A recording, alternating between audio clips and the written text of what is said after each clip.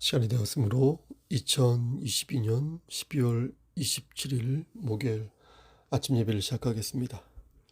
다 같이 사도신경으로 우리의 신앙을 고백하겠습니다. 전능하사 천지를 만드신 하나님 아버지를 내가 믿사오며 그 외아들 우리 주 예수 그리스도를 믿사오니 이는 성령으로 잉태하사 동정녀 마리에게 나시고 본디오 빌라도에게 고난을 받으사 십자가에 못 박혀 죽으시고 장사한 지 사흘 만에 죽은 자 가운데에서 다시 살아나시며 하늘에 오르사 전능하신 하나님 우편에 앉아 계시다가 저리로서 산자와 죽은 자를 심판하러 오시니다. 성령을 믿사오며 거룩한 공예와 성도가 서로 교통하는 것과 죄를 사해 주시는 것과 몸이 다시 사는 것과 영원히 사는 것을 믿사옵나이다. 아멘. 인간의 생사복을 주관하시는 하나님 아버지, 하나님의 크신 사랑을 진심으로 감사드립니다. 오늘도 우리에게 새로운 하루를 허락하셔서 예배로 하루를 열 수 있도록 하시고 새벽 시간을 놓친 지체들에게는 한낮에 그리고 오후 늦게 예배로 하나님께 영광을 돌릴 수 있게 허락하여 주시는 애 감사합니다.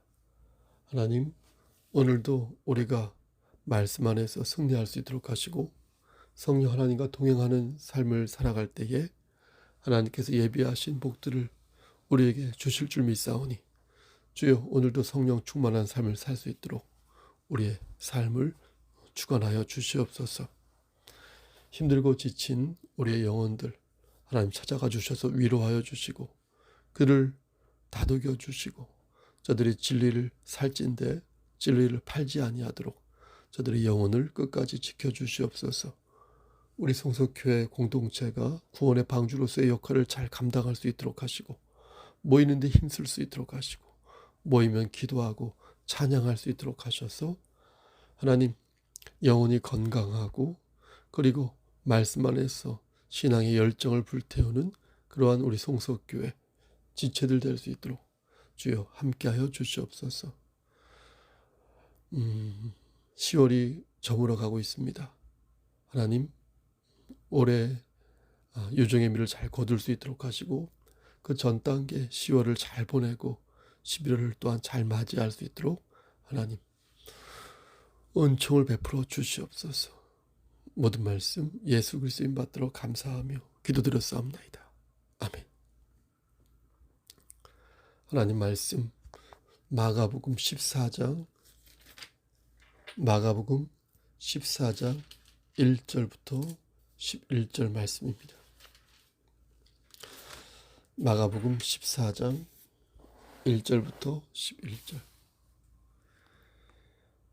이틀이 지나면 유월절과 무교절이라 대제사장들과 서기관들이 예수를 흉계로 잡아 죽일 방도를 구하며 이르되 밀란이 날까 하노니 명절에는 하지 말자 하더라.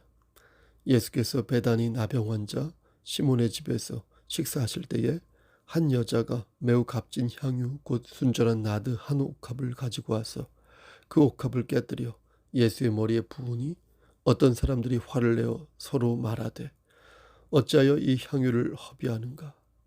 이 향유를 300데나리온 이상에 팔아 가난한 자들에게 줄 수 있었겠도다 하며 그 여자를 책망하는지라. 예수께서 이르시되 가만두라. 너희가 어찌하여 그를 괴롭게 하느냐. 그가 내게 좋은 일을 하였느니라. 가난한 자들은 항상 너희와 함께 있으니 아무 때라도 원하는 대로 도울 수 있거니와 나는 너희와 항상 함께 있지 아니하리라. 그는 힘을 다하여 내 몸에 향유를 부어 내 장례를 미리 준비하였느니라. 내가 진실로 너희에게 이르노니 온 천하에 어디서든지 복음이 전파되는 곳에는 이 여자가 행한 일도 말하여 그를 기억하리라 하시니라. 12 중에 하나인 가룟 유다가 예수를 넘겨주려고 대제사장들에게 가매 11절. 그들이 듣고 기뻐하여 돈을 주기로 약속하니 유다가 예수를 어떻게 넘겨줄까 하고 그 기회를 찾더라. 아멘. 하나님 이 말씀을 들어 사용하여 주시옵소서. 예수님의 이름으로 기도드렸사옵나이다. 아멘.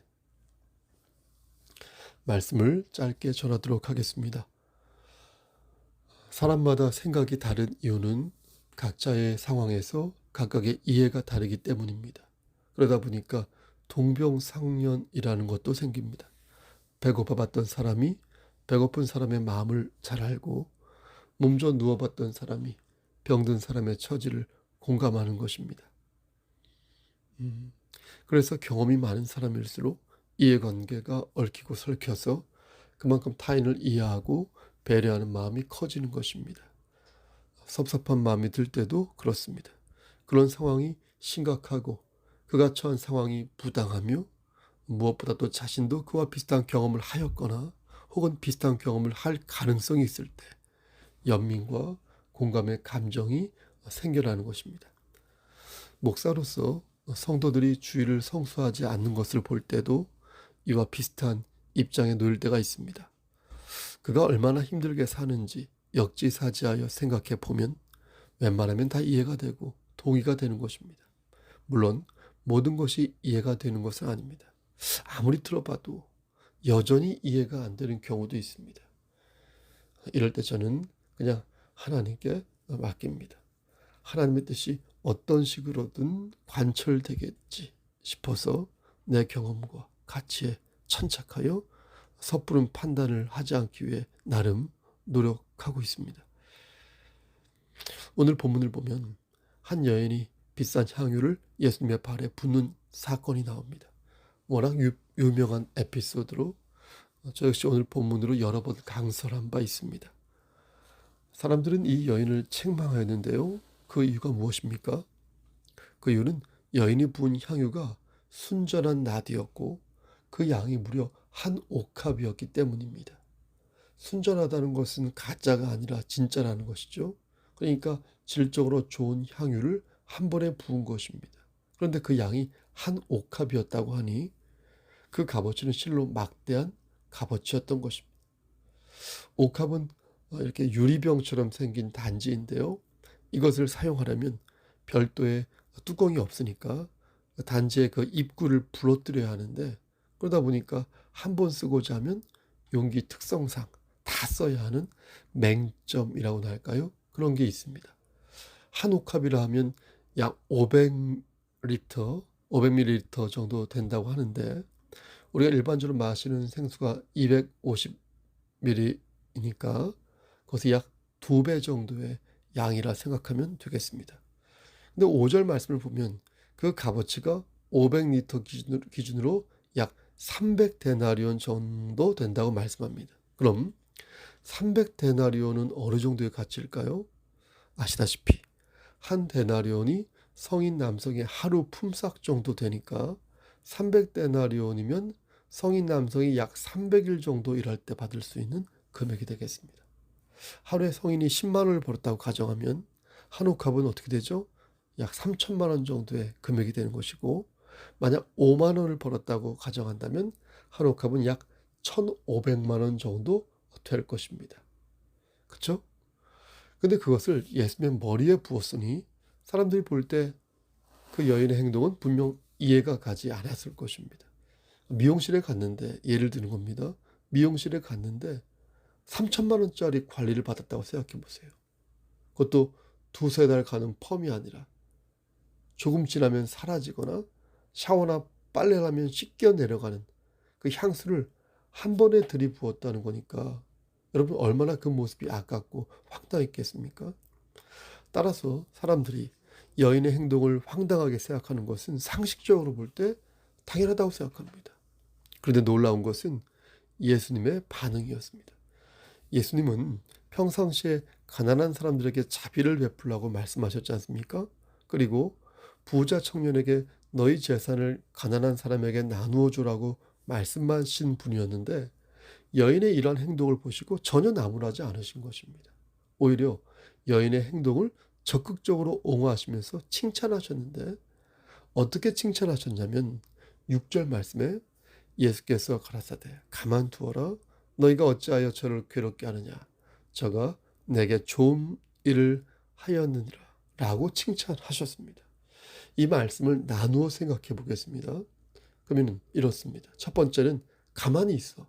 가만히 있어. 뭐라고 말하지 말고 너희는 좀 가만히 좀 있으라는 겁니다.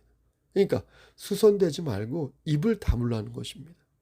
예수님께서 이렇게 말씀하신 이유는 이 여인이 이렇게 행동하는 것에 대해 특별한 사정이 있다는 것을 알고 계셨기 때문입니다. 그럼 그 특별한 사정이란 무엇일까요? 사실 그 특별함은 여인뿐만 아니라 다른 사람도 가지고 있어야 할 것이었습니다.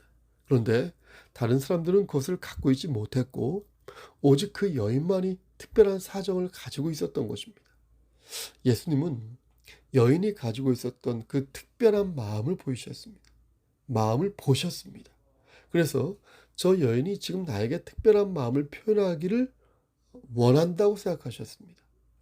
여인은 그 특별한 마음을 표현하지 않으면 견딜 수가 없어서 그렇게 한 것이고 예수님도 그 마음을 알고 계셨기에 여인의 마음을 받은 것입니다. 여러분, 우리는 종종 마음은 원인데 육신이 약하다는 말을 하지 않습니까? 하지만 우리는 이 말씀을 바르게 이해할 필요가 있겠습니다. 이 말씀은 바울이 부단한 노력 끝에 토로하듯한 말씀이었어요. 토로하듯한. 겸손한 사람이 자신은 겸손하지 않다고 말하는 것이고 충성하고 헌신하는 사람이 자신은 불성실하다고 말하는 것이고 온화한 사람이 자신은 온화하지 않고 마음이 굳었다고 말하는 것입니다. 바울은 아무것도 하지 않으면서 마음은 원인데 육신이 약하다고 말하지 않았습니다. 마음이 있으면 어떻습니까? 무언가를 반드시 하게 되어 있지 않습니까? 그러면서 자신의 부족함을 토로하는 것이지 아무것도 안 하면서 마음만 이해해 주세요 라고 말하는 것은 진실한 발언이 아닌 것입니다. 진실한 마음이 있는 사람을 보면 늘 무언가를 하고 있습니다.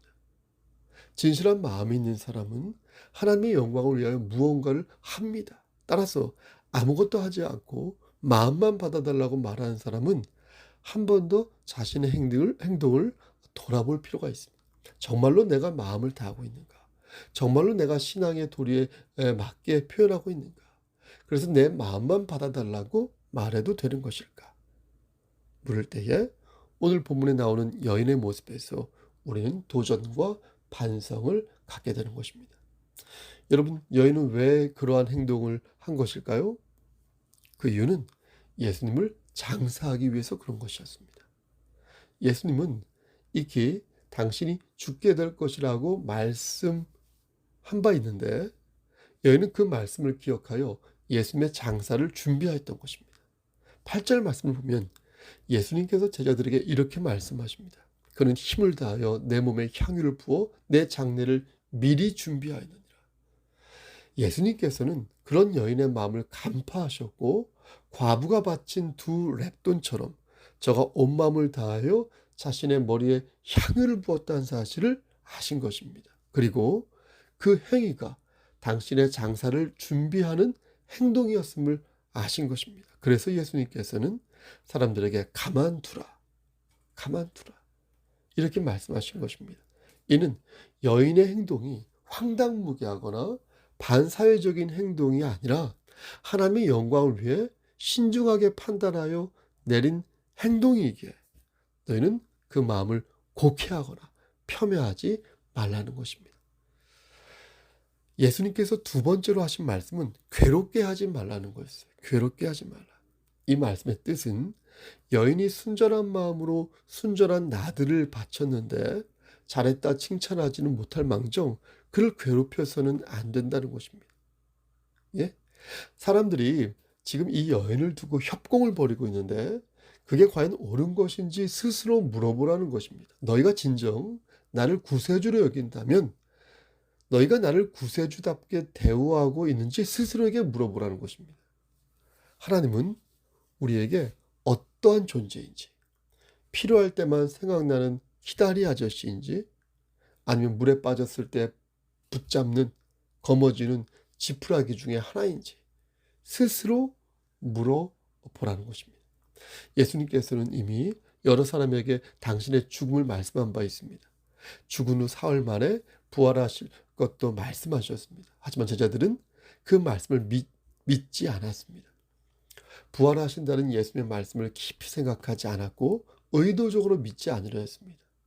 다시 말해서 하나님의 말씀은 명명백백한데 그 부활과 종말을 외면하면서 마치 아이스크림을 골라 먹듯 자신의 입맛대로, 예? 자신의 입맛대로 하나님을 이해한 것입니다. 근데 여인은 달랐다는 겁니다. 물론 여인도 예수님의 부활에 대해 구체적으로 알지는 못했지만 최소한 그녀는 예수님이 죽게 될 것이라는 그 말씀만큼은 마음에 품고 있었습니다. 다른 사람들은 말로만 예수님을 높였지만 여인은 신앙의 본질을 꿰뚫고 어떻게 하나님을 섬겨야 하는지 정확히 알고 있었던 것입니다.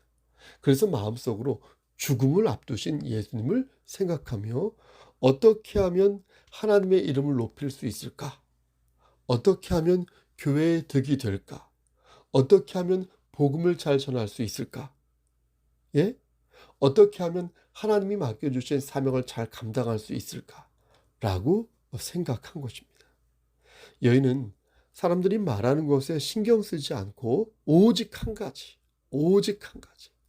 어떻게 하면 하나님을 기쁘시게 할 것인지에만 집중하였습니다. 환난과 시련이 닥쳐도 하나님과 나와의 관계를 생각하면서 하나님만 바라보며 달려갔습니다. 그러한 마음이 있었기에 여인은 300데나리온이나 하는 옥합을 하나님께 바칠 수가 있었던 것입니다. 여러분, 그렇다면 하나님께서 오늘 본문을 통하여 우리에게 전하시고자 하는 바가 무엇이겠습니까? 이것을 정확히 알기 위해서는 1절부터 11절까지의 말씀을 큰 시각에서 볼 필요가 있습니다.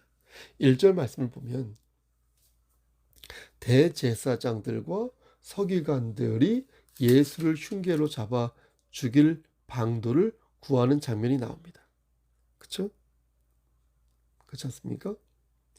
그리고 마지막 10절과 11절 말씀을 보면 가룟 유다가 예수를 팔기로 작정하면서 예수를 넘겨주려고 수작을 부리는 대목이 나옵니다.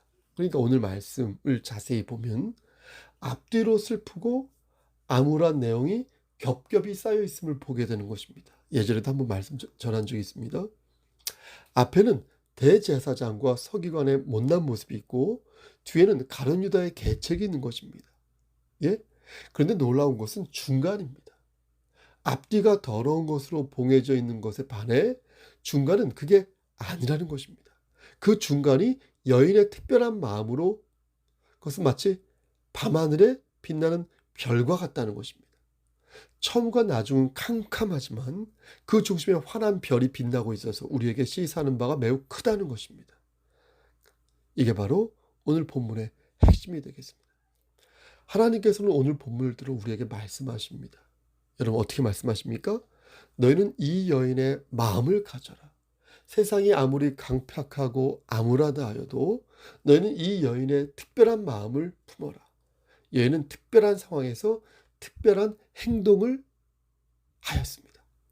이제 보지 못하게 될 예수님을 생각하면서 온 마음을 다하여 자신의 헌신을 표현하였습니다. 그렇다면 지금은 어떤 상황이겠습니까, 여러분? 네? 우리는 이미 예수님의 죽으심과 부활을 말씀으로 경험하였습니다. 하지만 여전히 남아있는 한 가지는 무엇입니까? 아직 우리 주 예수 그리스도께서 오시지 않았다는 것입니다. 여러분, 지금은 어떤 때입니까? 지금은 종말을 준비할 때입니다. 많은 그리스도인들이 자신들의 마음에서 종말을 지우고 있거든요. 많은 교회가 종말을 가르치고 있지 않거든요. 하지만 신앙과 교회의 본질은 예수 그리스도의 재림에 있다는 거예요. 그때를 우리가 정확히 알 수는 없으나 우린 늘 마지막을 준비하고 있어야 하는 것입니다. 하나님의 영광을 위하여 그리고 교회의 사명을 위하여 우린 늘 이 마지막을 마음에 새기고 있어야 할 것입니다. 개인의 죽음을 넘어서 인류의 마지막을 생각할 때 우린 조금 더 보무당당하게 우리의 마지막을 준비할 수 있을 것이라고 생각합니다. 주 안에서 서로를 격려하고 이해하면서 예수 그리스도의 재림과 우리의 마지막을 준비하는 이 공동체가 되시기를 주님의 이름 받들어 간절히 축원합니다. 아멘.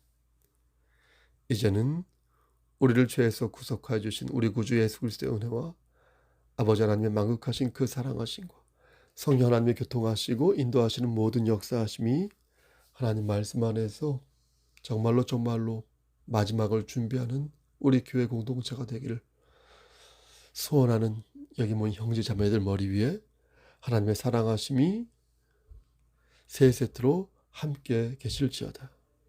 아멘. 예배를 마쳤습니다. 지금 12시 54분인데요. 4시간 뒤에 예배 시간에 만나 뵙도록 하겠습니다. 오늘 목요일, 오늘은 오전 10시 반에 임원회를 다녀오도록 하겠습니다. 그리고 사실 아침부터 밤늦게까지 계속 스케줄이 있는데요.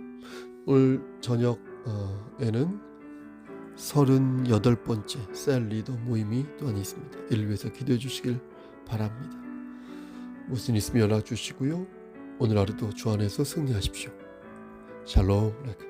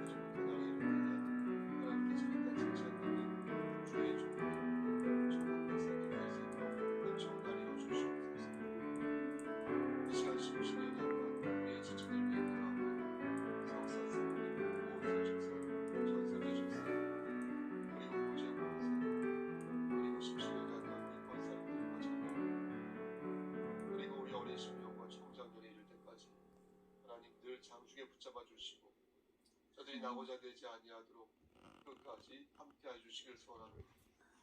특히 항암 치료 중에 있는 우리 성산 사모님과 오은순 집사님에게 함께하시사 영육의 강건함을 지켜주시고 육신의 장막이 벗어지는 그날에 이를 때까지 장중에 붙잡아 주시옵소서.